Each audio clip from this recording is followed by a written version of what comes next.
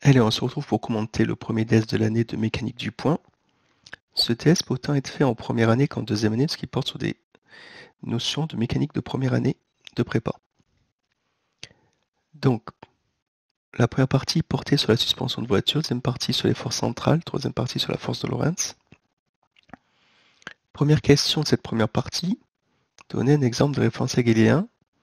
Deuxième question, préciser le ou les liens qui existent entre deux référentiels galiléens. Alors, c'était un sujet de CCP 2023 TPC. On a une réponse qui s'apporte plus aux deuxième année. Un exemple de référentiel galiléen, ça peut être Copernic, un référentiel de base. On pourrait prendre aussi héliocentrique ou Kepler. Par contre, toutes les autres référentiels, on les suppose galiléens et ils le sont qu'à certaines conditions. Par exemple, le terrestre, il sera galiléen si l'expérience que l'on effectue dans ce référentiel a une durée beaucoup plus courte que la durée caractéristique de ce même référentiel. Donc dans la Terre, par exemple, on compare les durées d'expérience par rapport à 24 heures. Et logiquement, les phénomènes liés au caractère non galiléen seront mineurs, par exemple pour une expérience qui durerait 10 minutes. Deux référentiels galiléens sont en translation rectiligne uniforme entre eux, la propriété qu'on attendait dans cette question. On n'oubliera pas de mettre bien les trois termes, uniforme, rectiligne et de translation, sinon on n'aura pas tous les points de la question. Cette question était sur 2 points. La masse est bien entendu divisée sur les 4 amortisseurs, donc on passe à m sur 4 ici. Question suivante, donc question 35. Cette fois on envisage un système ressort-masse, la masse étant au-dessus du ressort, on s'attend à ce que la longueur équilibre soit plus courte que la longueur repos. Donc on peut déjà remarquer ici effectivement qu'il y a un signe moins, et c'est absurde d'avoir un signe plus dans cette situation-là. On fait un petit PFD, effectivement, en disant qu'à l'équilibre, l'accélération à la vitesse est nulle, on obtient la valeur recherchée, Lec égale L0 moins mc sur k. Alors, je crois que cette question était sur 3 points dans mes souvenirs. Question 36. Alors là, on dit donner, donc on peut carrément donner l'expression d'oméga 0 carré qui vaut k sur m, et justifier son expression par dimensionnelle. Donc ici, on peut dire que k, par exemple, c'est des newtons. Alors F égale kx, c'est newtons par mètre. M, c'est des kilos. Donc il fallait convertir les newtons par mètre à l'aide du système MKSA, mètre, kilogramme, seconde, ampère. On fait ici, en prenant l'expression d'une force, en général le plus m, c'est-à-dire qu'une force mg, donc c'est masse fois accélération. Et effectivement, on tombe sur une unité ici, que lorsqu'on va diviser par des kilos, donnera bien des secondes moins 2. Et donc oméga 0 est bien par seconde. Donc ça, c'était 2 points, 1 point pour chaque réponse.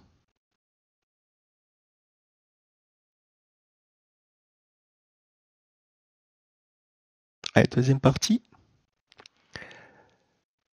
De montrer pour une association parallèle, donc ce qu'on voit ici sur la figure 14, la constante de raideur du ressort équivalente est égale à k1 plus k2. Bon, sans doute, il y a deux ressorts qui vont retirer la masse, donc ça va être additif. Bon, petite démonstration en écrivant les deux forces ici. Effectivement, quand on met le k parallèle ici, on voit qu'il vaut k1 plus k2. C'est un petit peu comme les démonstrations de résistance en série ou en parallèle, que vous avez pu voir dans le cours d'électronique. Bon, ben là, on a 4 ressorts, 4 amortisseurs, dont on retrouve 4V. Alors ça, c'était 2 points, ça, c'était 1 point. Bah, vu qu'on a un 4 ici, tout à l'heure on avait aussi un m sur 4, bah, les deux 4 simplifient, donc on a les deux pulsations qui sont identiques. Et dans la question 40, on va aussi une force de frottement, schématisée ici par l'amortisseur. On doit donner l'expression de la force, une force visqueuse classique. On peut voir ici qu'on donne le petit z, hein, qui pourrait être utile dans la démonstration, et on veut trouver une équation différentielle type oscillateur harmonique amorti. Ben bon, on a déjà défini le référentiel au début, le système, donc on reprend notre système et on rajoute cette force de frottement ici. On utilise bien le lien entre L et Z qu'on donne dans l'énoncé. De toute façon, elle sera amenée une seule variable. Donc c'est ce que j'ai fait ici. D'accord. On obtient notre équadif, et avec la forme canonique proposée dans l'énoncé, on a dit oméga 0 carré, qu'on avait déjà trouvé auparavant, et Q, ici. Bon, on réinjecte ici oméga 0 pour une forme qui ne dépend pas d'oméga 0, afin de bien répondre à la question de l'énoncé. Ça, c'était un point, et ça, c'était 3 points. Le régime critique est obtenu pour Q égale 1,5. Donc petit calcul pour obtenir le cas critique à partir de la valeur de Q qui est au-dessus.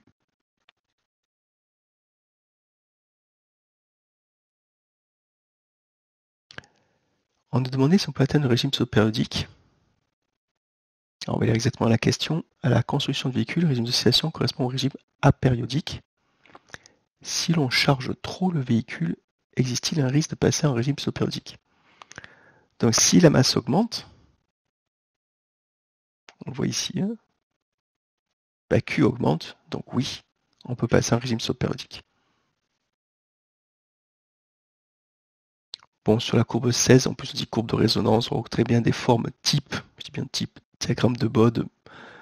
Donc on doit simplement voir quelque chose qui est proportionnel à la fréquence ou proportionnel de log de f. Et sur la désordonnée, un gain ou voire peut-être un gain décibels, mais on va surtout dire quelle amplitude d'un côté et la fréquence de l'autre. Expliquer quelle courbe correspond à la masse la plus élevée. Ben, on sait que c'est celle qui a le facteur de qualité le plus élevé. Donc c'est la courbe 4. Voilà pour ce premier exercice assez simple, hein, qui est une partie d'un concours CCP. On va partir maintenant sur un sujet central qui a été donné à la filière PSC en 2019. Alors c'est tiré d'un film, Seul sur Mars, je me souviens bien, The Martian Seul sur Mars. Et donc on a une première question qui, à l'aide du texte d'avant, nous demandait de trouver le demi-contaxe. Alors en fait, on parlait de distance minimale et maximale, temps minimal et maximal d'envoi d'un signal. Donc il fallait faire un petit schéma ici. Là, je dessine l'orbite de la Terre. Ici, là. Et là, on imagine l'orbite de Mars autour du Soleil. Donc on remarque sur ce schéma que la distance minimale d'un signal Terre-Mars, on la retrouve ici. Et la distance maximale, on la trouve entre PT et AM. Et si on fait la caractéristique de l'ellipse de Mars autour du Soleil, on voit que tout ça, alors je ne l'ai pas écrit, mais tout ça,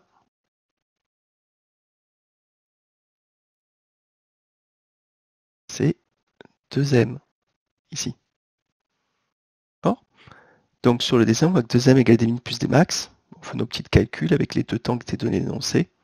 Ici, et on obtient un AM de 243 10 puissance 6 km.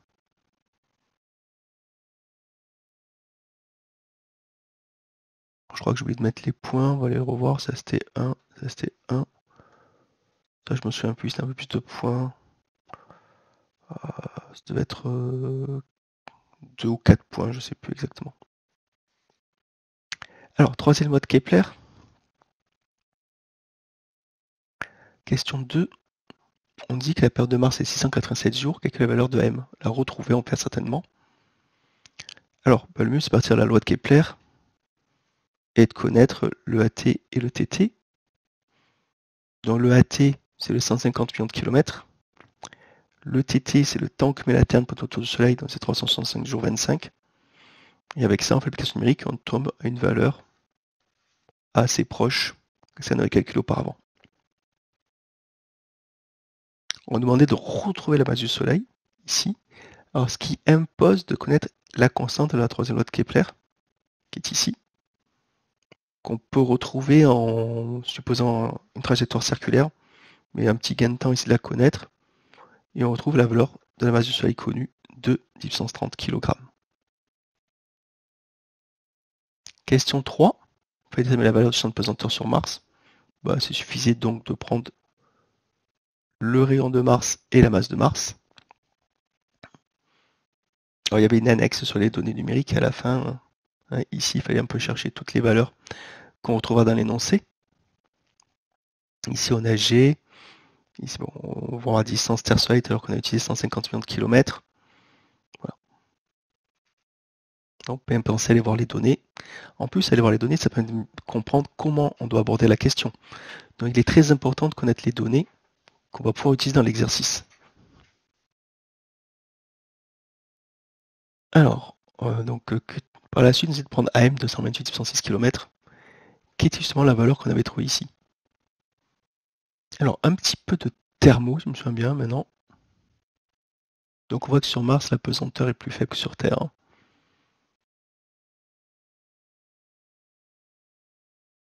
Alors, oh, pardon. Un bon scientifique pourra s'étonner du pourcentage d'oxygène dans le scaphandre. Quel est le problème?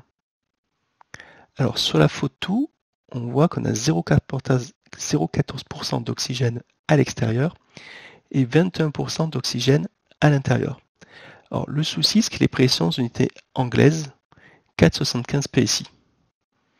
Or, quelque part dans l'énoncé, on nous a donné la transformation PSI Pascal.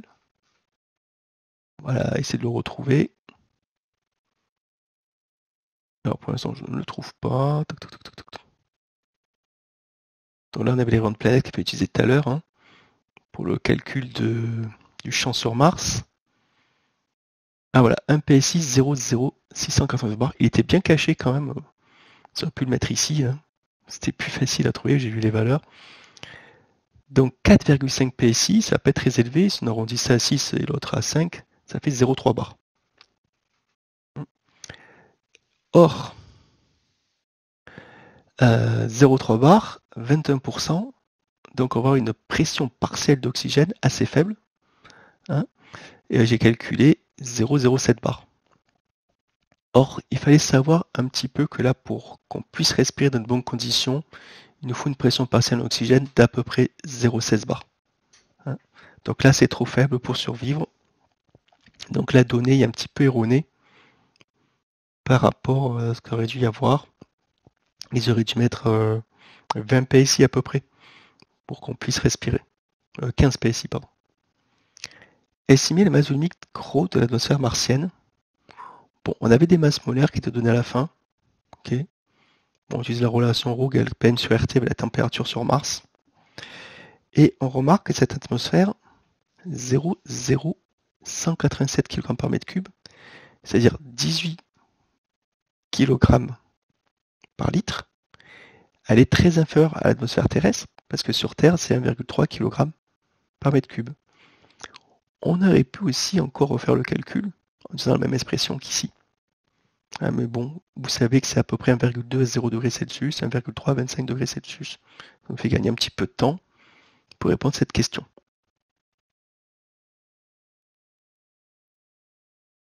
Donc là, ça mérite quelques points, ces questions-là à peu près, pour se donner une idée.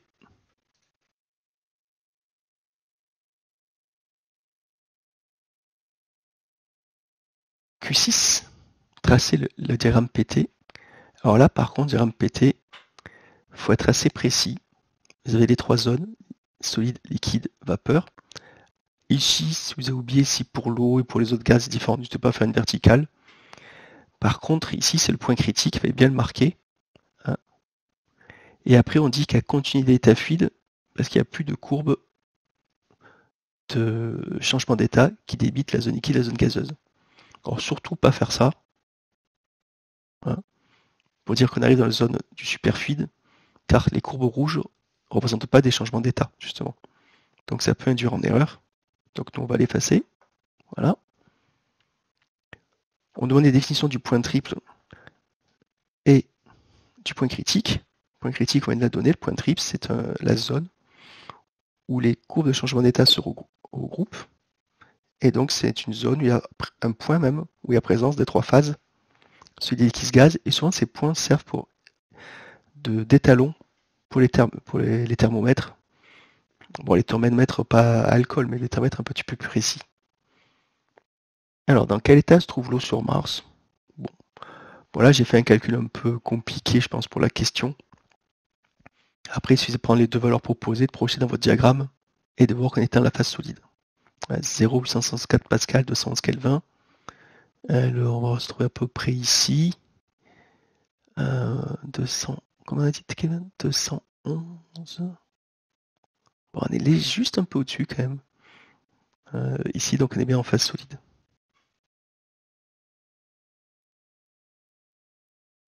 Alors 758 pascal, on est bien au-dessus, pardon. C'est justement ça, c'est la courbe de saturation. On est pile ici 0,864 et on est à 758 pascal. Ici Q7, j'ai mis le point représentatif. Hop.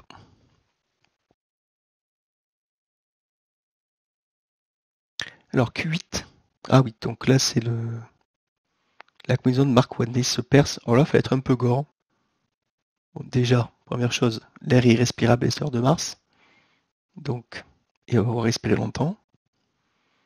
Deuxième chose, il va avoir une dépression dans son scaphandre.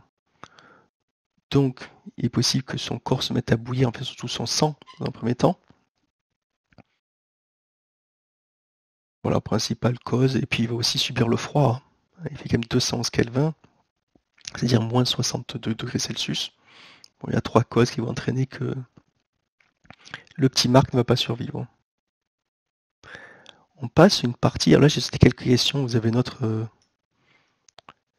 autre vidéo où il y a ce sujet en entier. Là, c'est un devoir de mécanique. Donc, j'ai enlevé là une partie. Déterminer le demi-grand axe A de l'ellipse de transfert. Pour ça, ce qu'on appelle les trajectoires Doman, c'est des ellipses pour aller entre deux orbites circulaires qui sont elliptiques.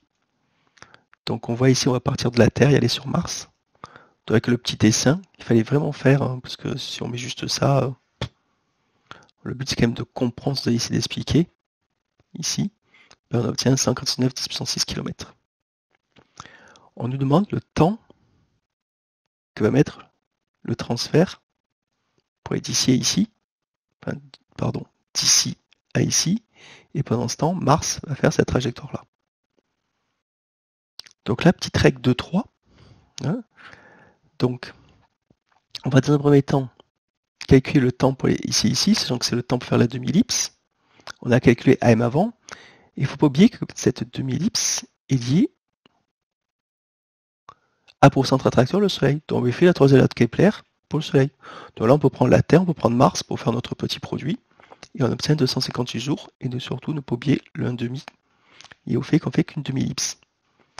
Après, justement, pour la durée, on va dire que de là à là, Mars parcourt un angle. Alors, je vois que j'ai mis SMO, SM1 égale alpha. Donc alpha. Voilà. Dans une durée plus grande, pendant TM. Alors j'ai mis TM sur 2pi, on va mettre aussi TM 2pi, c'est pas grave ça. Hein. Et donc on va pouvoir faire une petite règle de 3. Donc on fait taux sur TM sur 2, alpha sur pi est égal, et on obtient 135 degrés pour l'angle alpha qui est ici. On a un petit peu prévu le résultat. Et on fait pareil pour la Terre, pareil, règle de 3, et on obtient 254,5 degrés pour la Terre.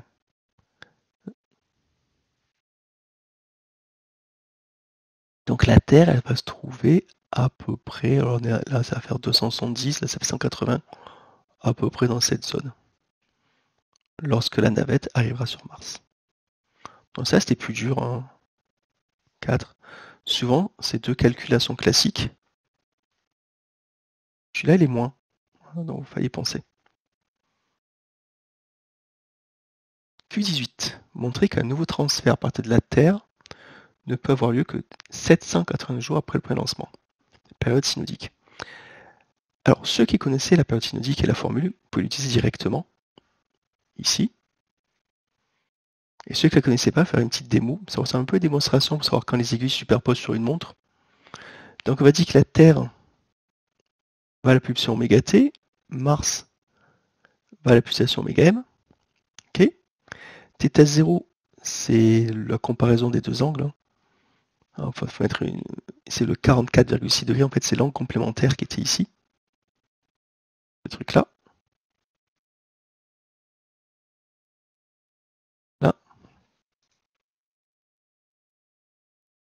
Et donc, les deux, on pourra à nouveau lancer le système si θm moins θt moins θm égale le multiple de 2pi. Donc là, j'ai fait l'inverse. Θ moins θt égale θ0 plus 2nπ. On fait le calcul et on retrouve bien cette plot synodique. Pour l'application numérique, on va prendre la plus petite valeur possible. Comme là, c'est négatif, c'est moins 1 qu'il fallait prendre. Bon, après, si vous tombez avec T moins TT, il faudra prendre 1. Et après, le prochain, ça sera dans 1560 jours, et ainsi de suite. La Q19, alors on va la relire. Une fois le vaisseau arrivé au voisinage de la planète Mars, combien de temps faut-il attendre pour réaliser un transfert d'Oman permettant de ramener le vaisseau à proximité de la Terre? On notera T2 et M2, les positions spécifiques de la Terre et de Mars au début de son transfert. Là, on refait l'étape inverse. Donc, on refait un petit peu le principe des aiguilles. Et on obtient 455 jours. Voilà, ça c'était 4 points. Ça c'était 4 points.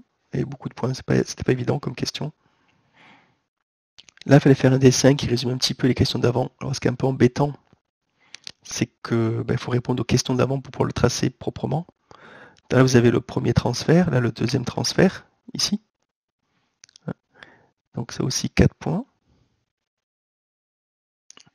Et donc, si on s'intéresse, nous, à cette trajectoire 1, puis cette trajectoire 2, pour revenir sur Terre, on calcule qu'il faudrait 962 jours. Or, on dit dans le test qu'il fallait faire 549 jours. Bon, on en déduit que c'est pas que du balistique, et que donc, on a utilisé les moteurs de la navette pour accélérer les temps de transfert. Donc ça, c'est une remarque, ça vaut 1 ou 2 points, cette question. Ici, je crois que c'était 1. Partie C. Particules chargées dans l'atmosphère. Donc c'est aussi un sujet central, c'est PC 2018. C'est vraiment le début du sujet, parce qu'il fallait faire que la mécanique. Après une semaine, ça partait sur des électromag ou sur des ondes. Alors, établir les équations différentielles vérifiées par la composante Vx, Vy et Vz de la vitesse V de la particule. Que peut-on dire de Vz et de V carré? Alors là, chose surprenante, les 3 questions ont été rarement faites en même temps. Donc les 2 premières, pas eu de soucis, et par contre la dernière, elle posait plus de problèmes. Et quand vous voyez V carré, vous pensez énergie cinétique. Si. Donc effectivement, on pouvait commencer par là et se souvenir que la force magnétique ne travaille pas. Comme là, il n'y a que du champ magnétique, on va retrouver avec V carré égale constante parce que l'énergie cinétique va se conserver. Après, pour la première question classique, proche du mouvement cyclotron, et la projection sur Z va entraîner que Vz égale constante. Déterminer l'équation vérifiée par oméga vecteur. Donc là, il faut bien lire, c'est bien oméga vecteur et pas oméga. Sachant qu'oméga vecteur, c'était, que je me souvienne, ça doit être écrit quelque part. Bon, je crois que c'était juste la composante de la vitesse dans le plan. Voilà, la vitesse associée est notée oméga. Donc c'est la vitesse dans le plan B0. Alors par rapport à la notation, c'est-à-dire que ce serait Vx plus Vy. Hein, donc là c'est Vx plus Vy, là il reste Vz. Et donc si on revient au début ici, à l'équation différentielle, le PVD, pardon, vu que dvz sur dt égale 0 à gauche et pas Vz, et Vz vecteur B0, ça vaut aussi 0, donc on peut écrire le PFD avec juste oméga ici. Voilà ce qu'on attendait comme réponse. Hein. Attends, un truc comme ça. Après, on demande d'introduire ce qu'on appelle la pulsation cyclotron, ici, afin de déterminer le rayon et la vitesse angulaire. Donc ça, on le fait tout de suite. Bon, après, si on ne précisait pas, je crois énoncer si Q était positif ou négatif. En général, on préfère poser oméga C quelque chose de positif. Voilà, vite fait. Non, on peut être Q pour prendre toutes les valeurs. On peut mettre aussi une valeur absolue à Q et enlever les vecteurs pour répondre à la question. Donc là, on a nos équations couplées. Donc là, j'ai choisi une méthode. On va un petit peu zoomer.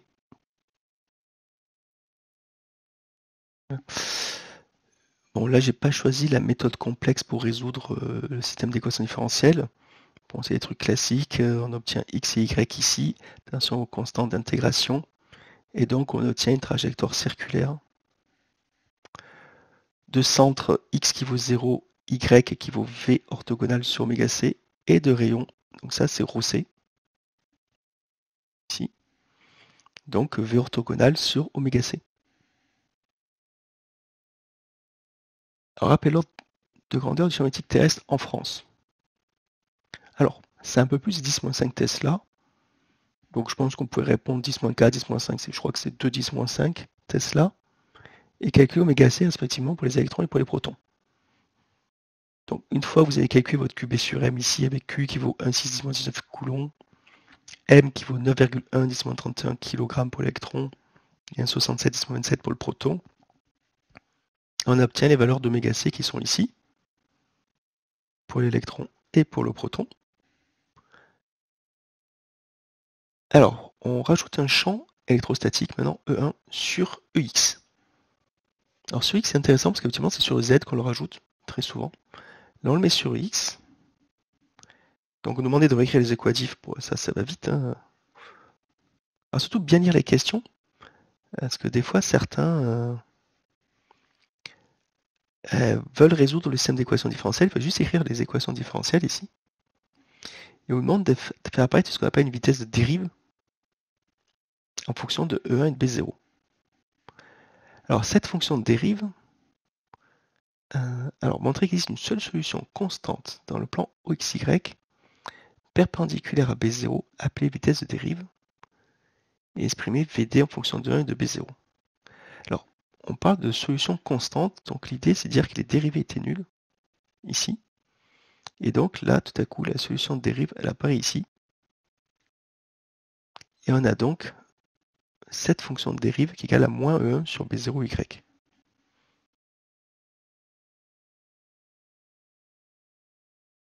Alors, dernière question. Quelles sont les équations différentielles vérifiées par U? Vous remplacez votre V par U plus VD ici. Okay. VD donne une constante ici, la dérivée de U par rapport au temps est la même que la dérivée de V par rapport au temps. Et ça simplifie bien, on obtient ce résultat qui était le même qu'on avait avec oméga vecteur. Donc ce type de trajectoire, un mouvement circulaire rajouté d'un mouvement de dérive sur X, sur Y, semble-t-il, pardon, ça s'appelle une cycloïde, je rappelle une cycloïde, c'est ça. Alors, il y a plusieurs types de cycloïdes, ne me demandez pas de préciser laquelle c'est, il y en a des comme ça. Voilà. Donc on attendait le mot trajectoire cycloïdale ou cycloïde ici, pour cette partie-là. Voilà, on s'arrête là pour la vidéo, à bientôt.